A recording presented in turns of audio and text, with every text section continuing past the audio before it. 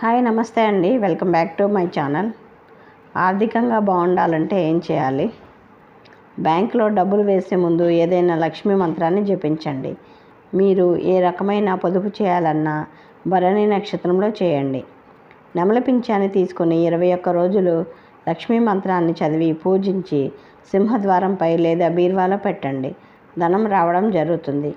మీరు చేసే ఏదైనా హోమంలో ఆవు నెయ్యి, కమల బీజాలు, నల్ల నువ్వులు, ఇప్ప నూనె వేయటం వల్ల ధనప్రాప్తి కలుగుతుంది. ఆర్థికంగా అర్థం కాని స్థితి ఏర్పడితే సుందరకాండ పారాయణం చేయండి. ఎర్రని గుడ్డలో కొన్ని బియ్యం కట్టి వంటగదిలో పెట్టి అక్కడ ఒక స్వస్తిక్ గుర్తు వేసి ఉంచడం వల్ల ధన ఆవాహనం జరుగుతుంది. మీకు ఎంతకు పరిస్థితి సరిగా లేనప్పుడు ఏదైనా రావి చెట్టు లేదా మర్రి చెట్టు వద్దకు వెళ్ళి ఎర్రటి దారాన్ని చెట్టుకి కట్టిరండి. అగరవత్తులు వెలిగించి సంకల్పం చెప్పండి. పరిస్థితి చక్కబడ్డాక వెళ్ళి దారాన్ని విప్పేయండి. గురు పుష్యమి రోజు శంకు పుష్పవేరుని తెచ్చి పూజించి శ్రీ సూక్తం చదివి మీరు డబ్బులు పెట్టే చోట ఉంచండి.